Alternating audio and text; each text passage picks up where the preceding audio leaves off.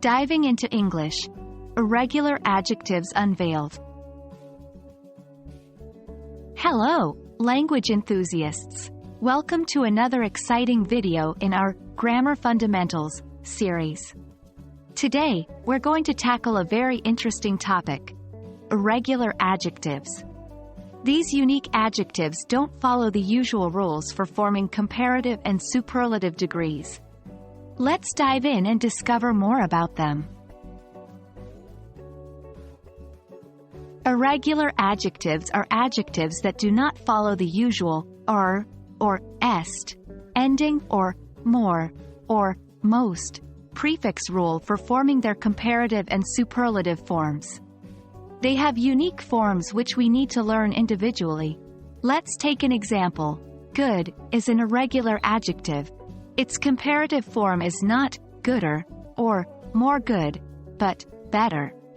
Similarly, the superlative form is not goodest or most good, but best. Let's explore some of the most commonly used irregular adjectives. 1. Good, better, best. We just learned this one. 2. Bad, worse, worst. Not, badder, or baddest. 3. Little, less, least. Not, littler, or littlest. 4. Much, many, more, most.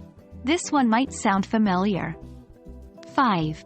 Far, farther, further, farthest, furthest. A bit tricky, isn't it? By memorizing these examples, you'll gain a solid foundation in understanding how irregular adjectives function. Understanding the concept is important, but so is putting it into practice. Let's use our irregular adjectives in sentences. 1. This apple is good, but that one is better. In fact, it's the best apple I've ever tasted. 2. His performance was bad, but hers was worse.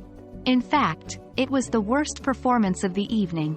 3. She has little patience, but he has even less.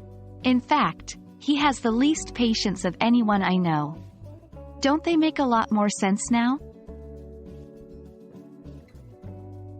That wraps up our exploration of irregular adjectives.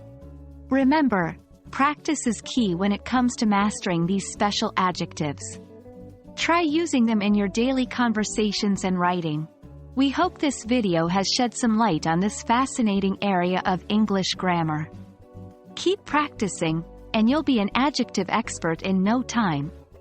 In our next video, we'll continue exploring English grammar fundamentals. Until then, keep learning, keep practicing, and most importantly, enjoy the beautiful journey of language learning. See you next time.